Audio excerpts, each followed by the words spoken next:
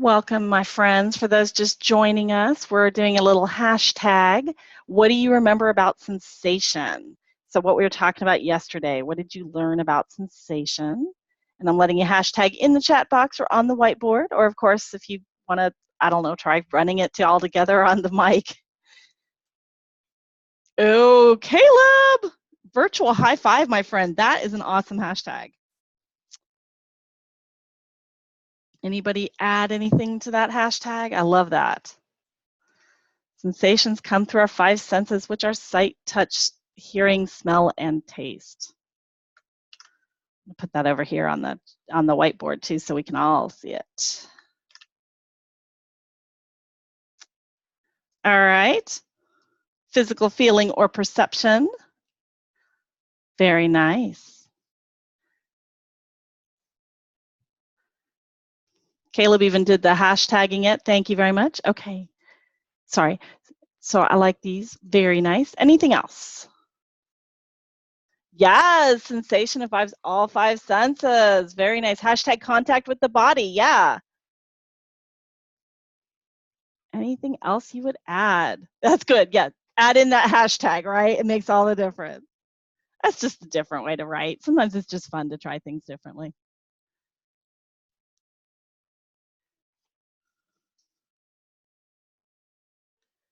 That's right. Well, I think they're being kind to me, Caleb, because I'm old and I don't see so well, so they're trying to give me space. But you are correct, my friend.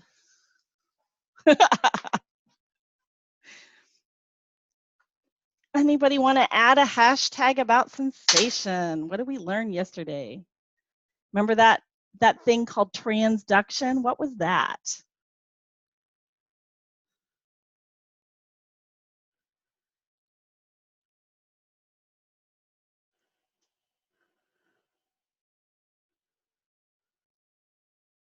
Anybody remember transduction from yesterday? We're going to get another awesome hashtag. That's right. Transfers that five senses to your brain. Absolutely, Madeline. You go. You guys are awesome. I'm going to add that one here to the board too. Yes. I'm trying to record this session, so fingers crossed it works. And that's why I'm adding it to the board, because they can, my friends on the recording can see the board. I have discovered that when I try to keep the chat box in the same frame as the recording, it causes kablooey, but we'll find out if that's going to happen anyway, so fingers crossed. All right, so these are great things that you guys really paid attention. I'm very impressed. I'm very proud of you. Virtual high five to my friends. And we are going to move on from sensation, which is how information enters our body, and get into perception, which is what we do with it. So we want to think today about how can perception affect our understanding of the world. We also want to think about what is Gestalt Psychology, how does it affect our perception, and Caleb, I'm going to add your awesome hashtag on Gestalt Psychology over here to the board as well. It'll take me just a second to get it in. My computer's like, I don't know what to do with all these words. But he said, Gestalt Psychology, when our minds instantly fill in the gaps with patterns because our minds are natural pattern seekers, which is absolutely correct. We want patterns. Like, I mean, guys, we crave it. Like, you know, you might say you crave chocolate or something. Our brains are like, please give me the pattern. It kills us when we don't have it. And that's what we're going to talk about some today. Did they not all go? I'm sorry. Looks like they're all there. They are for me. I'm sorry if they're not showing up completely for you. Yeah, because minds are natural pattern seekers. I promise it's showing up on my end. I don't know what to tell you there. It must have just been hit. It might have been hidden by my tools. So that's what we want to look at today. And while I've got everyone in here, before I get started, I want to take a moment to speak to the project on the brain, the learning about the brain. I want you guys to know that when I assign a due date to something, I do understand that sometimes things come up.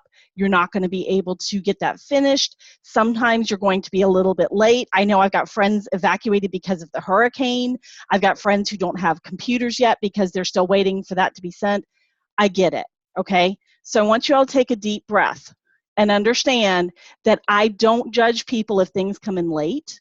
And I do understand that things don't always happen at the time that we want them to. I get it, okay? I've got a life too, guys, so I do understand. I warn you about my putting in the 0, not because I want to freak you all out, but the opposite. I don't want to freak anybody out. And so I want you to understand that when I put in a 0, it's a placeholder. All it does is let you know, hey, you forgot this assignment. Can you turn it in later? Absolutely. The only place that I take out points for being late is that class engagement grade, because that's a requirement. But if you turn it in even after that class engagement grade, I'll still give you full points for the assignment, okay? So I get, we come to an online school because our lives are kind of crazy and we're doing things differently. And I totally get that, and I totally want to give flexibility. So take a deep breath. Awesome, Caleb, thank you. I'll explain that in 1 second, Caleb. Take a deep breath and know if you're like, oh my gosh, I didn't get in, or I just got it in, is she going to take points off? No, okay? I can already promise you now, I'm not doing that. But I will tell you that when that 0 goes, if that 0 goes in, again, don't panic, it can still come out. It's just a placeholder, okay? Jasmine, I have not heard anything about the IA being, how they're going to make that optional. So I would say, in my opinion, if you've got all your work turned in and you're showing mastery, which I don't know if that'll be a 70 or above or an 80 or above, chances are very good you're going to be flexible. I'm still waiting for direction on that. Caleb, the class engagement grade, it's had many names. Essentially, the idea is there's one grade for participating in classes like you're supposed to, watching recordings, stuff like that. And there's one grade for getting your assignments all turned in for the instructional cycle. And that's what I'm referring to. Yeah. Well, thank you, Madeline. I am trying. I mean, I do understand. So I do want you guys to know that. And so, like, if I send you an email and say, hey, you forgot to take this, or don't forget, it's never like a, and I'm judging you for it email. It's just a, hey, don't forget, you know, because we get busy. And you think you've done something, and then you get an email from your teacher, and you're like, oops, I didn't do it. I gotcha. So that's my whole goal with that. So does anyone have any questions? It's okay, my friends. I am here for you. Anything I can help with that assignment? Oh, I'm frozen again. Okay, so now the question is,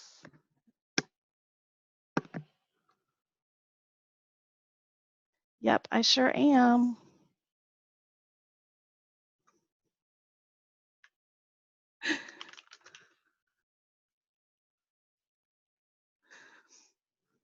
All right.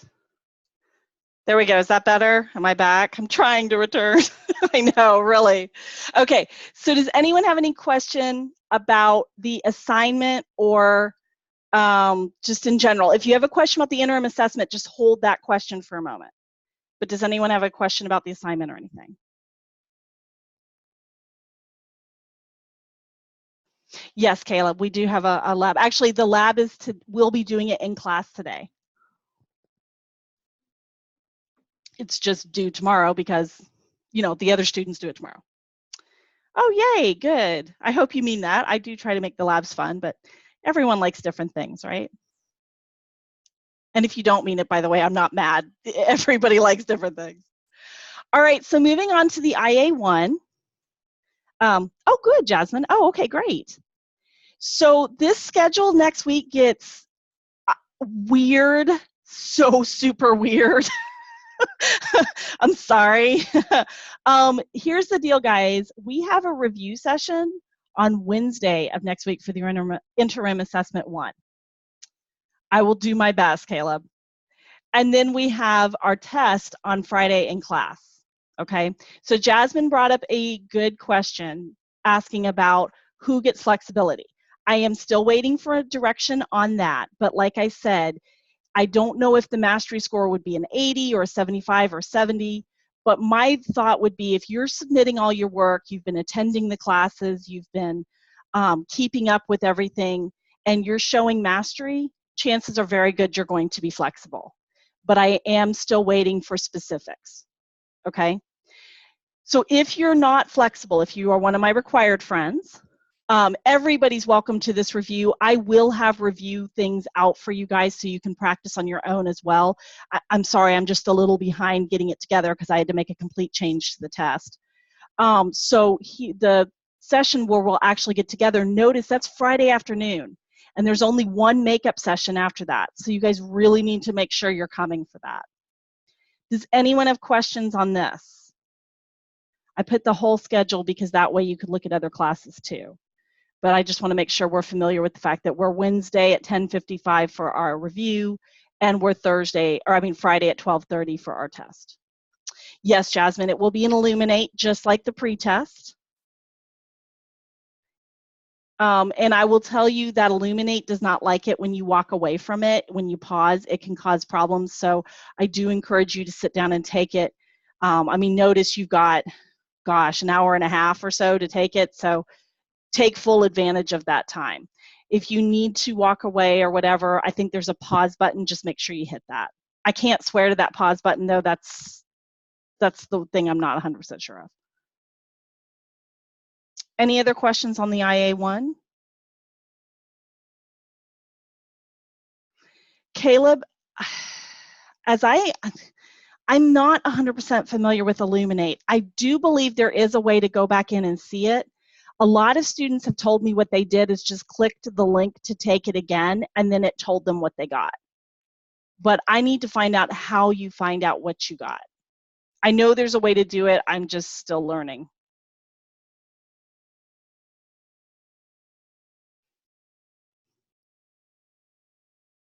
Okay, Jasmine. Yeah, I will learn. I will find out. In fact, let me make myself a note.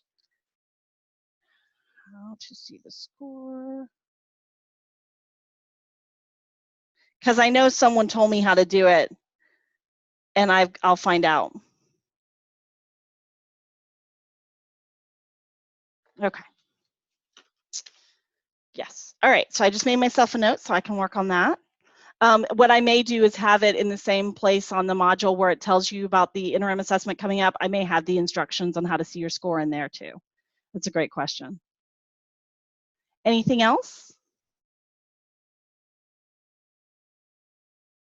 I can tell you that, now this is going to sound bad, so take a deep breath.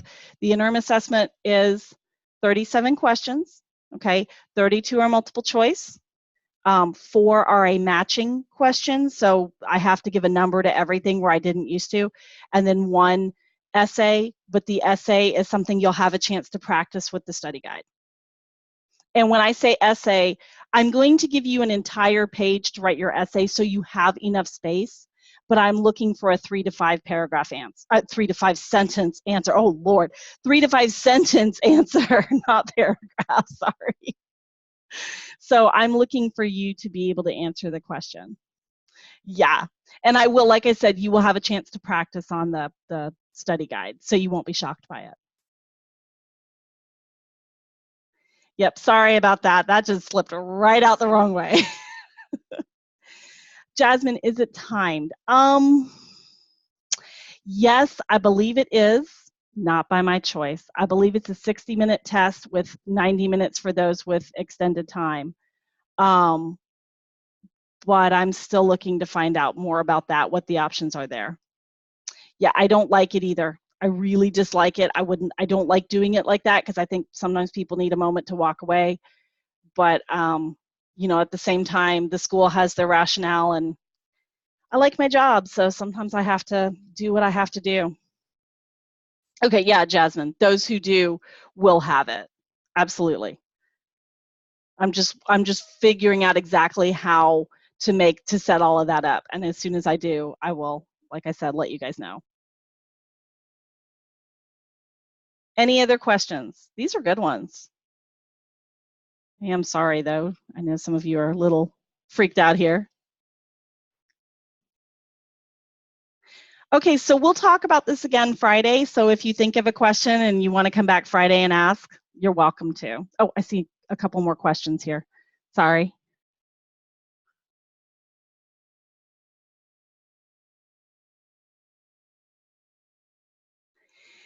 Caleb, there will be some writings for me, yes. They're generally There is one in particular that is a little bit longer, but I do try to give you guys a lot of resources and structures to help, because I know some people like to write and some people don't. So I try to give help as much as possible. When it comes to a paper, I don't grade grammar specifically unless I can't understand it. What I look for more is, do you answer the question and do you express what needs to be expressed? But if you feel like, gosh, I really need some help with this, I am happy to set up a time and meet with you and go through and do whatever I can to help. I promise I will not be springing things on you guys.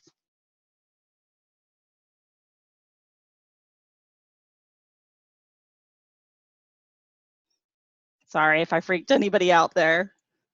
Deep breath. You know I love you.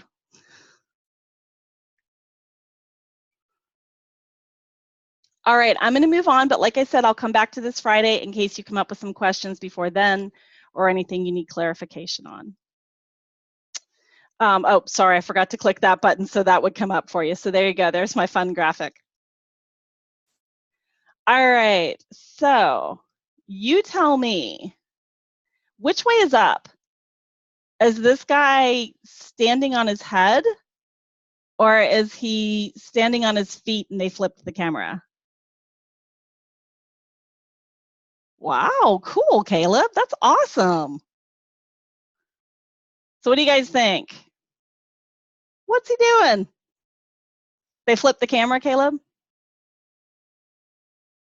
It's flipped?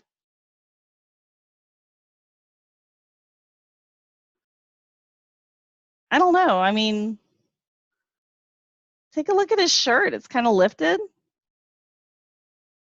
And there is actually a yoga move where you stand on your shoulders. I can't remember the name of it. I used to be able to do it pretty well on my shoulders. So you think okay, so you think they flipped the camera?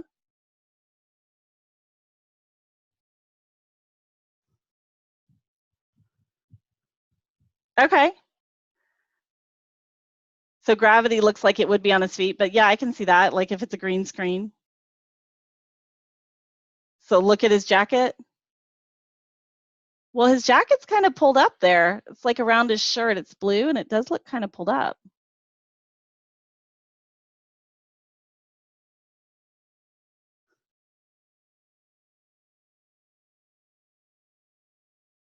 True, Caleb. Good point. All right, give me a green check if you think that he is on his feet and flip the camera, and a red X if you think he's actually on his shoulders and that is the right side up. Okay. So a green check if you're like, yeah, he's definitely standing on his feet and they flip the camera. Oh no, I'm back. Sorry. Am I back now? Okay. So give me a green check if you're like, nope, he's definitely standing on his feet and they flip the camera over. And a red X if you're thinking, no, he's actually standing on his head. Because look at the shadow over here. Like, that's where I'm not sure about here.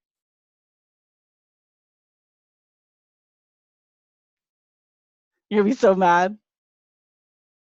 No one thinks he could be standing on his shoulders?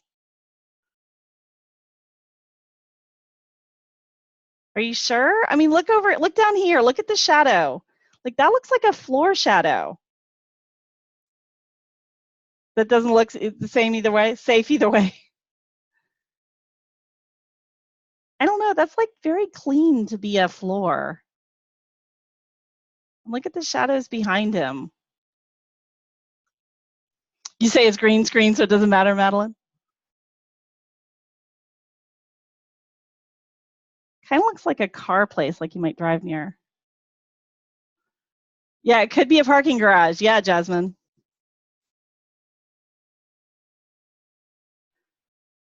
So I'm going to give one more chance here to Asiya, Cheyenne, Sierra, Deja, Kimberly, Kira Y, Christina, Sarah, Tiara, and William. What do you think? Green check if you think that he's on his feet but flip the camera over.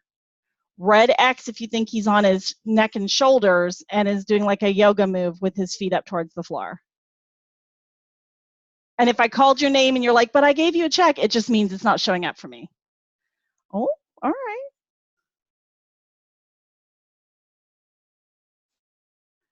All right, so let me grab my feedback here. Feedback, copy to whiteboard. So the majority of us seem to think that, hang on a second, sorry.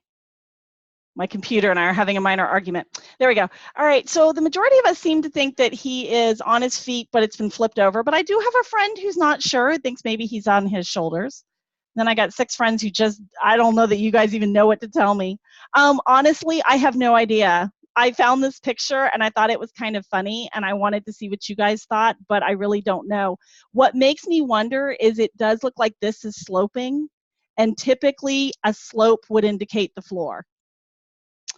Yep, sorry. So I just thought it was interesting though. And the reason I wanted to ask you guys is we're all looking at the same picture, but we don't necessarily have all the same responses. And that's what I wanted to point out about sensation. We can all experience the same sensation, but do we all respond to it the same? And that's what brings us to perception. So perception is how we identify, excuse me, how we identify and organize our sensory information to give meaning to our environment. Whether he's on his, like Madeline said, it's a green screen, it doesn't matter. But whether he's on his feet or he's on his shoulders, it's not so much, it doesn't matter, because what you think is true is up to you. That's the emotional meaning you assign it. And let's talk a little bit about right brain versus left brain, because this is a big area of discussion among perception. So hopefully you guys are familiar with this for your project. You remember what does the left brain do?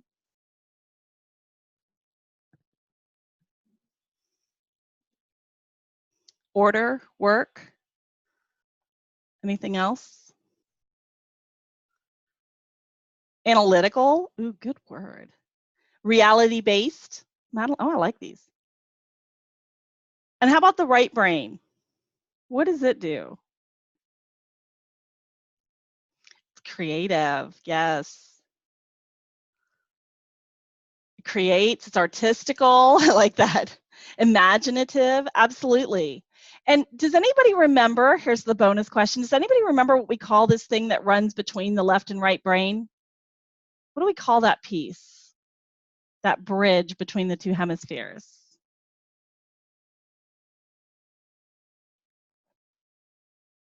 Madeline, you're on the right track.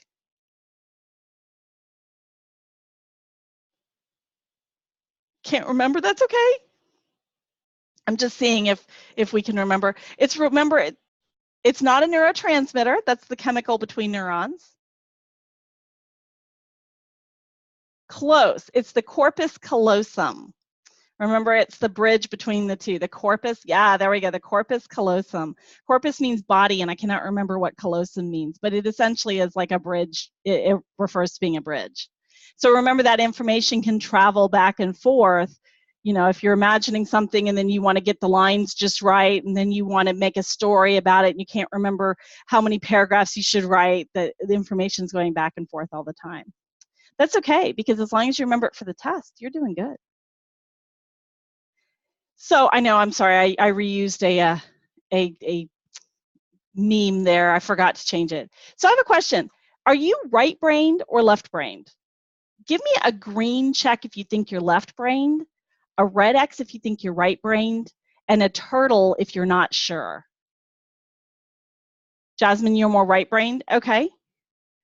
So a green check means I'm left-brained, like more left-brained. A red X means I'm more right-brained, and the turtle means I really don't know. BuzzFeed says that. Yeah, there you go. Exactly. So remember, if you're not sure, you got that turtle, but a green check means I'm definitely more left-brained.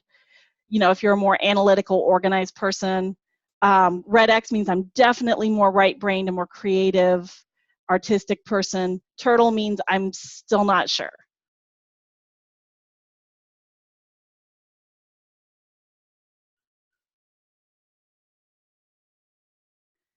Interesting, very interesting, Caleb. Let's see how we did here.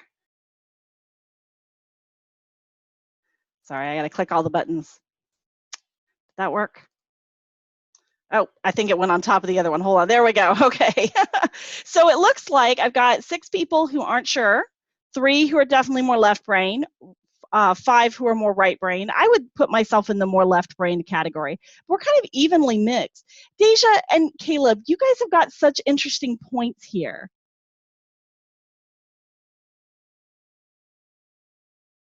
No, Jasmine, but absolutely, yeah. If you were to take out one hemisphere, and that has happened for various reasons, people are missing hemisphere, the corpus callosum is usually either stunted or missing. So that's such a good question. What would a left-brained person be good at? Like if you say, I'm more left-brained, what are you better at usually? Yes, absolutely. The consciousness of their own, absolutely. Okay, Madeline, math, structure, organization, order. I like it. Yeah, math, cleanliness, sure. How about a hang on, there we go, a right brain person. What would they be good at? Are you, Caleb? I am not. Art? Yeah. Pottery? I like that. Music? Sure, Charlize. Maybe a bigger imagination? Poetry? Very cool. So Deja brought up the question, does it really, like, can you be both? And Caleb was saying you wanted to be more right-brained, but you felt like you weren't. I like that positive outlook and dreaming. Those are awesome. Hang on, clicks. Okay, is it possible this is all a hoax? Is it possible that there's no such thing as right-brained or left-brained? And hang on, I've got to get this. I forgot to put this in, so hold on just a second. I have to get this. Whatchamacallit for you. Sorry. Oh, hold on. Pull it up here. Sorry for all my friends who are watching this and saw me just pull that up right in front of them. Here we go. All right, so watch this video. Yeah, it is interesting, isn't it? Yep, sorry, there you go. There's the link. I just forgot to put it into the whiteboard. I'll put it in one more time here. So watch this link, and I'm going to have you come back in 4 minutes. And I would be very interested to know what you think based on what the link tells us. Based on the video, sorry. The link.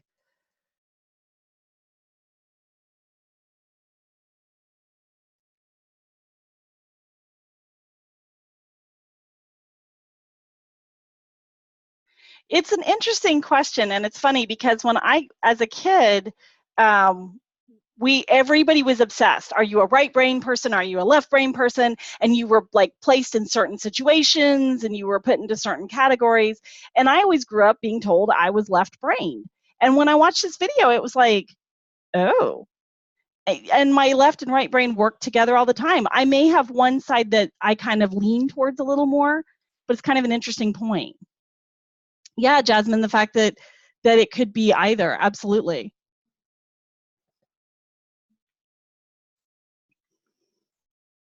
Deja, I just noticed your comment about turning left brain things into an artistic party. I like that. That's a good way to put it.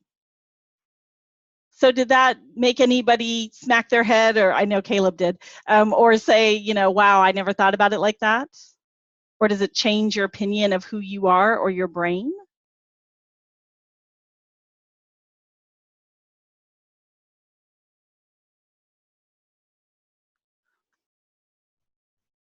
Shaking your head, not smacking. Okay, sorry. Shaking, smacking, you know, just be gentle on your brain, right? Okay. So you don't want to think about it as two separate things, Jasmine, but you want to, yeah, absolutely. I like that.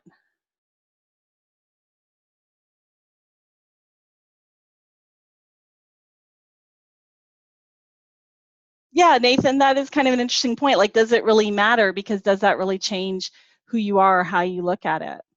I like that. Excellent points, my friends. Well, let's think for a moment about if our brain is damaged, that's going to change our perception of information, right? How we assign emotional content to it. So if we're looking here, I know this is really small, I apologize. Why did that all come up at once? I apologize. Okay, so the question, we remember what the corpus callosum does. Does anybody remember from yesterday, what would happen if you cut the corpus callosum? We're going to start from the top and work down these questions. So my apologies if it's confusing, but we're going to start up here.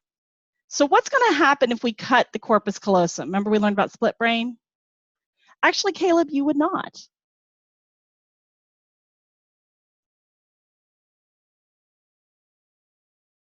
I can see where that would be confusing, though. You would have two different brain sides. Right, and without the corpus callosum, that information's not going to travel back and forth between the left and the right. Absolutely, no communication. Caleb, it would not affect your personality per se. The dissociative identity disorder, that's what we call multiple personalities, is rather different and stems from trauma. In this case, like, for example, let's say that you're doing something that requires both sides of your brain. Yeah, you would not have that communication like Madeline just pointed out. So a lot of times with people who do have an injury to their corpus callosum, or like I had a student a couple years ago who had to have his corpus callosum cut because of seizures, he said he processes externally. So for example, if he needs information from his left hemisphere and he's looking at something and his right hemisphere is working on it, he'll verbalize out loud what he's thinking, and then his left hemisphere will hear that and be like, oh, here's what I know. And he said, I literally sound like I'm having a conversation with myself, but it's because I'm letting my left and right hemisphere talk to each other. Or sometimes he said he'll go to do something and his left hand knows how to do it, but his right hand doesn't. So his left hand will grab his right hand and then show it what to do. So you'll have to process externally. But there are many people who do have their corpus callosum cut and they're able to function just fine. Yeah, isn't it interesting? How about your cerebellum? This has to do with our motor functions. What's going to happen if we damage our cerebellum? So we're at this question here. Yeah, Jasmine, absolutely. You may have no motor function, Caleb, sure.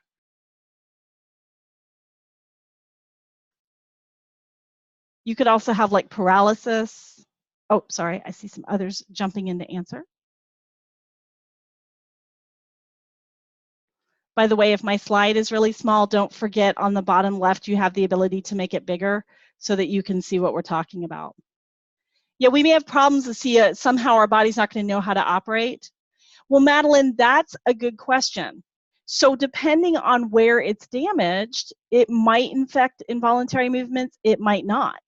You know, it may be paralysis of voluntary movements, like learning to walk, or like Jasmine says, you may have to learn these motor functions again.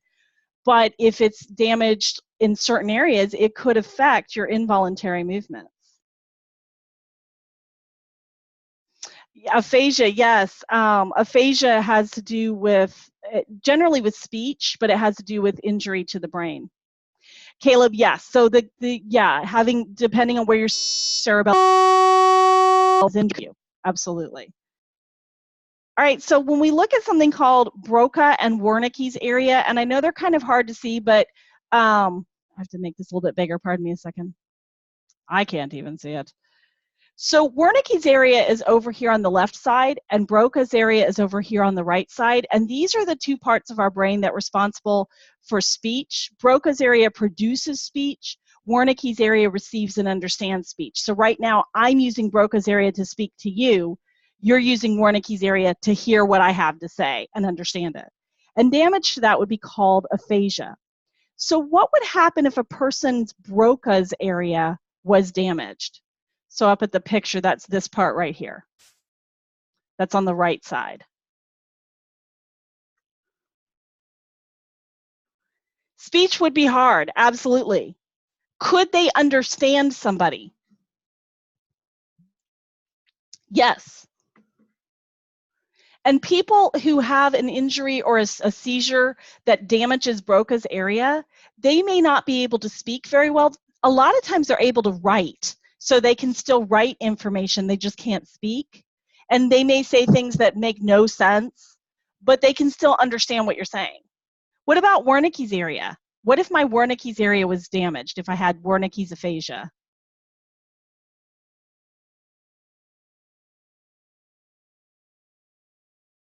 Yes. I would definitely struggle with speech. But how could I maybe understand another person? Like maybe you couldn't speak to me, but how might I be able to understand you?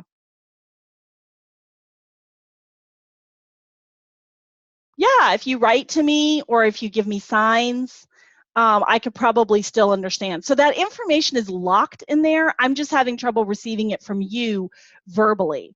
But I could probably still speak and I could get the information. I just couldn't necessarily um, understand what you're saying if you speak to me. But interestingly enough, if one of these areas is damaged, the other one will often kick in over time and pick up some of the work of the other area so that you will be able to, through therapy, regain either your ability to speak or your ability to communicate, understand communication. So it's kind of interesting how damage to the brain can affect our perceptions and our emotional content that we would assign things. Uh-oh. Hang on, I have to click like 17 times as it decides how many times. There we go. Caleb, if both were damaged, I probably would be I would have a very hard time both speaking and hearing what people say. That's when a person might have to switch to something as sign language or like written communication. Yeah, definitely it's even harder when both are damaged. So what do you think of this picture? How is that lady holding up a very tiny human? You like the picture, Jasmine?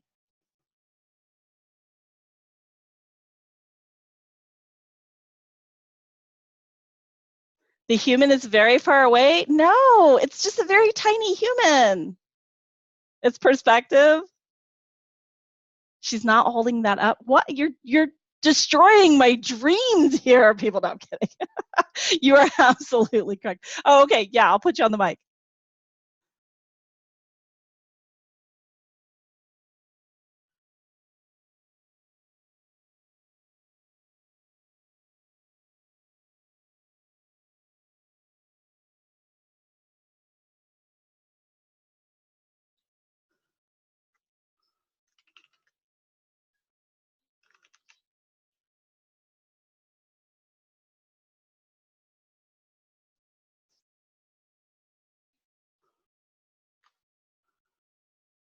You are absolutely correct. Does anybody know what sensation we're playing with here? Does anybody know what we call that? It is sight. But what is the thing that allows us to recognize when things are further or closer? Shadows help. Light is important. But what I'm looking for here is actually the concept of depth perception. Yes, it's all located in that occipital, Caleb. Way to go. Depth perception is what we're looking at here. So in this case, our eyes are telling us that that one woman is close and the other woman looks tiny and is being held. But then we recognize in our brain, we go, wait a minute, that's not possible. We realize that there must be something else going on, like Caleb pointed out. And depth perception is what does that. So it's the ability to perceive the world in 3 dimensions. And we find this more in higher order mammals or animals. And it allows us to accurately gauge the distance to an object. Now, here's something interesting for you guys. My depth perception does not function the way it should because I have something called binocularity issues, meaning that one eye is always fighting for dominance over the other, which doesn't affect me right now while I'm teaching because I can stand far enough back from the computer to teach. But when you look at something, your brain is supposed to kind of measure. Well, my brain is constantly measuring distances. So rather than me looking at something and saying, oh, it's 10 feet away, it's 20 feet away, I could tell you, for example, that couch is, I don't know, like 4 chair lengths away from me because I have to measure what's around me to figure out my depth perception. And when I'm driving, sometimes it's a little hard for me to make a left or right turn until I know for a fact that I can see I have enough space because I can't measure it accurately. Depth perception. Not death, no. But what that makes me really good at is games like Tetris because I am really good at measuring spaces, so my spatial relationships are off the chart. So some people have to do their depth perception a little differently. And I just thought that was interesting, so I thought you'd like to know.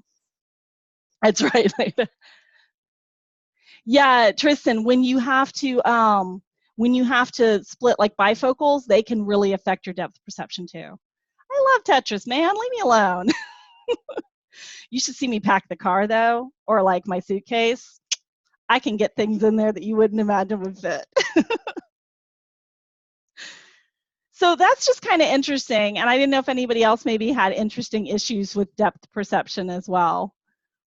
But definitely when you're driving, it can become an interesting issue.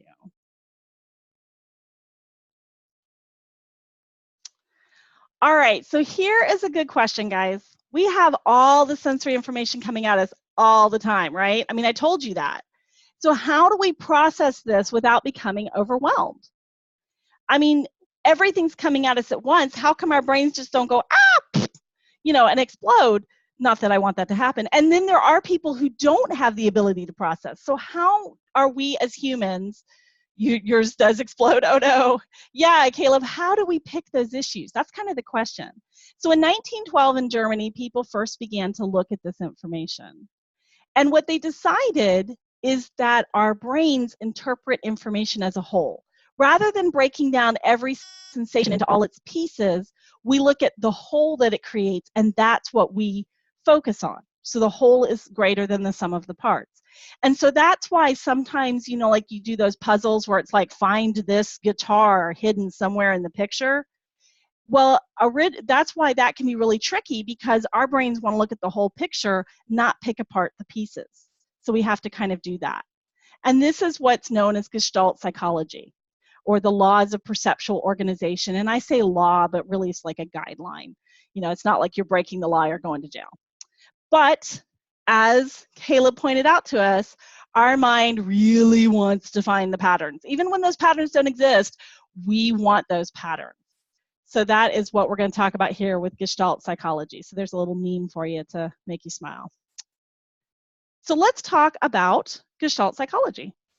And to do so, actually first, we're going to talk about one of the principles that's referred to as figure and ground. And this one's not found on the lab, so I wanted to talk with you guys about it first. So according to figure and ground, I'm going to show you how this works. First, I'm going to show you a picture, just like we did the other day, and I want you to tell me the very first thing you notice, okay? So I'm going to back this up just a teeny bit, just in case it's making it big for you. All right, so you ready? I'm going to give you 3, 2, 1. What's the first thing you notice? The very first thing. Okay, the barn, the horses, the barn roof, okay? The black horse.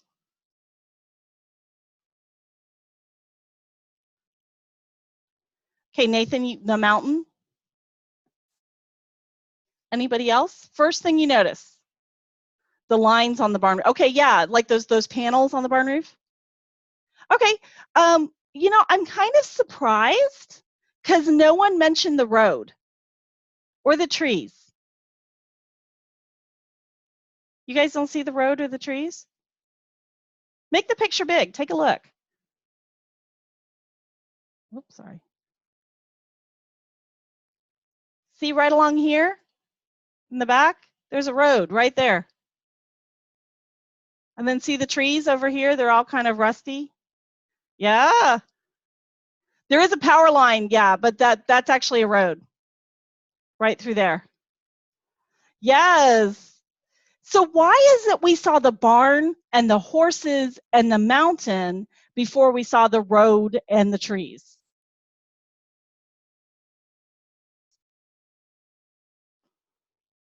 A power line, yeah. They're tiny, okay. Okay, so the barn and the horses and the mountain, they're bright. They're kind of in the front. They're closer and bigger. Size, sure. Did anybody who said horses, are you a fan of horses or animals? Yes, there is yellow hay in the middle. Madeline, you are? Okay, so you've got some kind of an emotional importance there on those horses. But then also the barn, it's so big, it's so bright. That mountain, it's so big. You're a fan of them from afar. Yes, one of my daughters is the same way about dogs. Okay, so you love animals, Caleb, so you notice that? Well, this illustrates the concept of figure and ground. And what that means is when we look at a picture, we tend to see the main object first and then the surrounding environment. And this really goes with any type of sensation. If you taste something that has multiple tastes, you tend to recognize one taste first before you notice the others. And so you always pick the thing that is either important to you, or like you said, the bigger thing or the more colorful thing will tend to jump out at you first, and then you'll notice what's there afterwards. So even it is a road, I promise, but I can see where you're getting power line from, Madeline. But yeah, either way, we didn't notice it, right? So this is what figure and ground says. It says that we tend to focus on the part that's more important to us before we focus on the surrounding things.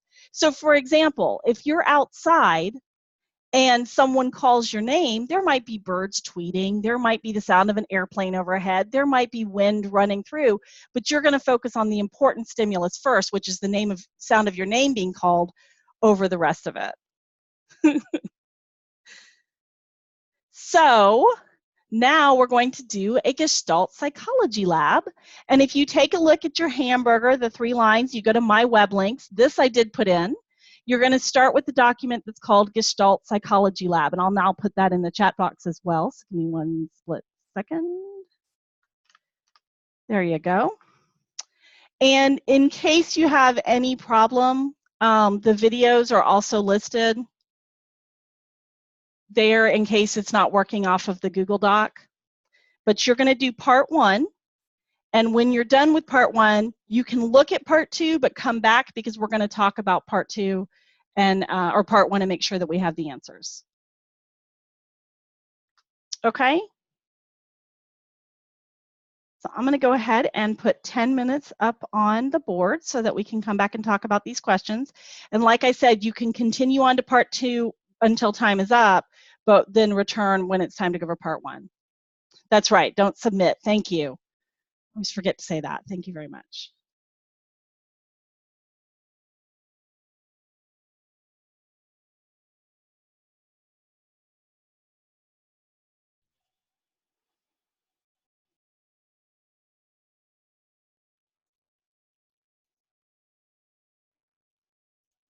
There we go. I'll like cut out there for a second. Yeah, patterns and faces. Absolutely, you should have chosen both because not only are we programmed to see patterns, but faces are also important. So how do you think seeing patterns and faces helps us to survive?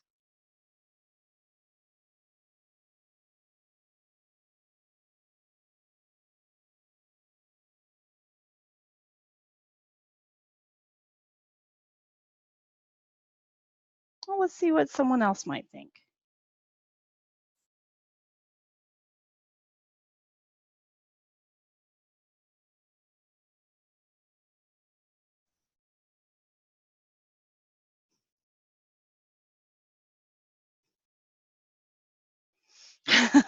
Okay, so the pattern could save you if the evil robber comes, yeah? Okay, if you could predict what comes next, maybe react. Yeah, if you're making out faces, you could avoid the area. Well, I see a couple others, so I want to see what else we're thinking here. It can help us avoid danger. What if you are lost in a crowd and you can recognize faces or patterns?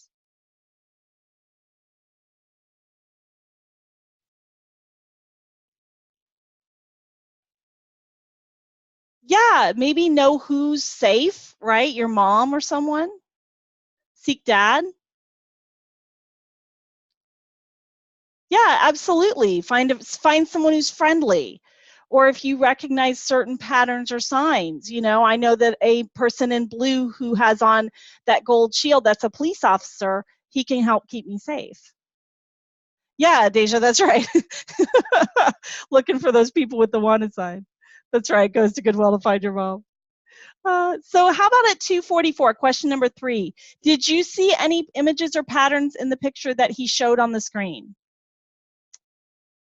If you did, tell me what you saw. If not, that's okay. That's fine. No, Jasmine, you didn't, not then? Okay. Caleb, it kind of looked like a fossil? Cool. Just a squiggly line? Yeah. So first, then you thought you saw the sculpture on Easter Island, then a panda, and then a bird with spiky hair. I love it. Did that change, number 4, when the podcaster zoomed out and then back in? Did it change your perspective or recognition? What did you see that time? Rebecca says yes, so does Jasmine. You're trying to read a lot into it. I love it. Okay, so you did see the face, like a tiki face or a 3D face. Okay, cool. So number 5, how do you explain finding faces on Mars?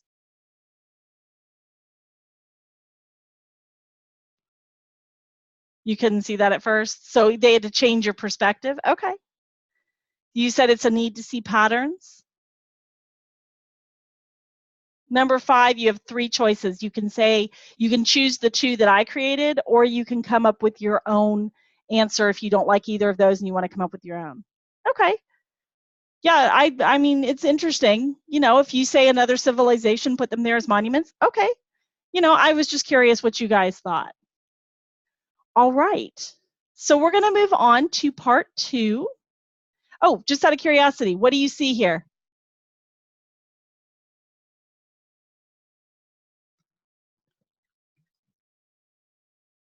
In the picture, sorry. A candle holder at first, 2 people, a cup, okay, a candlestick or a cup. First the vase. Why do you see one over the other, do you think? A chess piece, there you go. An odd wine glass, I like that. Okay, which one, but think about which one you saw first. Why do you think that's the one that jumped out at for you, even if it was just for a split second? Okay, it could be the color, some kind of a weapon, a nunchuck. You saw Clue the other night, I like that.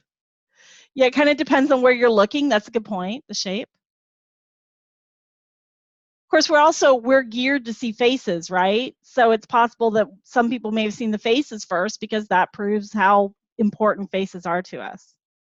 So I just thought that was kind of an interesting thing. I'm sure you've seen that before, but now with Gestalt Psychology, you can see how there might be an emotional importance that pulls us towards one or the other.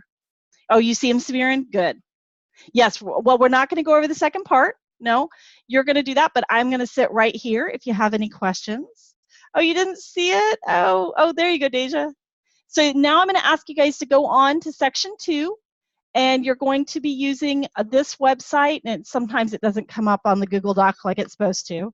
So there it is. It's also in your hamburger under lab part 2, so you can find it there as well. All right, so I'm going to give you to the end of class to work on this. And then, oops, sorry. That's one of the questions that you'll see. So I'm right here if you guys have any questions, if you need anything. And then tomorrow we will look at the Module 3.1 quiz, but I see a lot of friends have not taken the Module 2 test, which is why you can't see anything in Module 3. So it's really important. If you haven't taken that quiz, you'll probably be working on the Module 2, or I mean, if you haven't taken the Module 2 test yet, you'll need to work on that tomorrow so you can get to the 3.1 quiz, because those are important in order to get to the interim assessment. And I will be here. So I'm going to go ahead and stop talking. I'll let you work to the end of class. If you have any questions, please let me know.